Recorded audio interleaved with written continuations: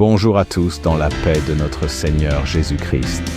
Bienvenue dans ce nouvel épisode de notre enseignement biblique, Esther, le modèle idéal. Aujourd'hui, nous abordons un thème crucial, l'épisode 10, Haman, l'intégrité face à la pression, présenté par le prof Brézy, président de la plateforme internationale Gospels Panel. Texte clé. Mais Mardochée ne fléchissait point le genou et ne se prosternait point. Esther 3, 2b. Bien-aimés, à l'instar de Mardochée et Esther à Suse, nous sommes des étrangers et des voyageurs sur cette terre. Nous ne pouvons éviter les maux du monde, mais nous pouvons refuser d'y participer. Jésus lui-même priait « Je ne te prie pas de les ôter du monde, mais de les préserver du mal. » Jean 17, 15. Le récit nous apprend qu'Assuérus éleva Haman au-dessus de tous les chefs. L'ordre royal était strict. Tout le monde devait se prosterner devant lui.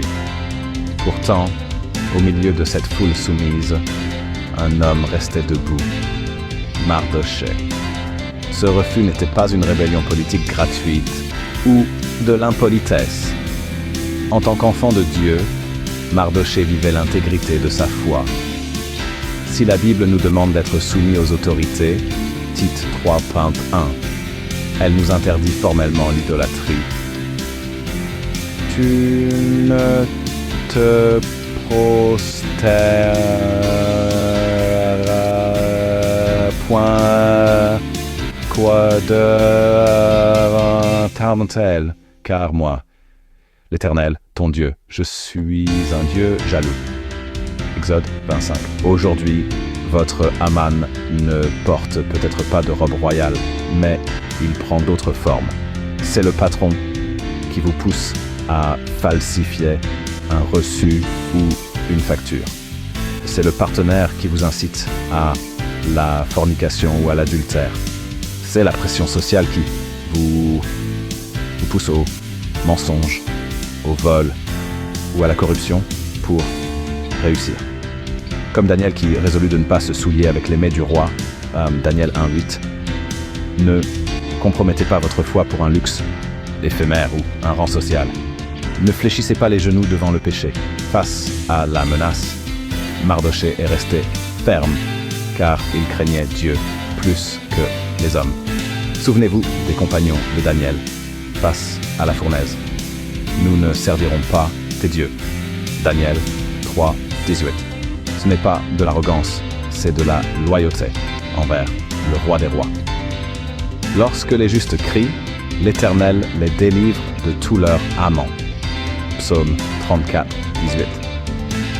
Le secret pour surmonter ces pièges est de cultiver cette force intérieure que seule la foi en Jésus-Christ peut donner.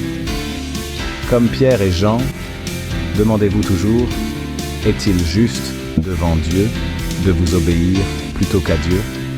Acte 4, 19. Tout ce qui vous fait tomber est un Haman.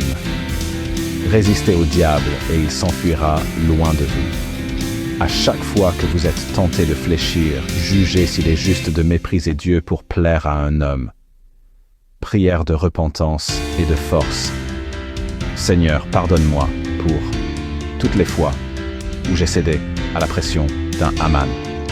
Donne-moi aujourd'hui la foi nécessaire pour résister et rester intègre, peu importe le prix à payer. Au nom de Jésus, Amen. Suivez-nous via nos pages, la prof Brézy Gospels Panel. Merci et à la prochaine.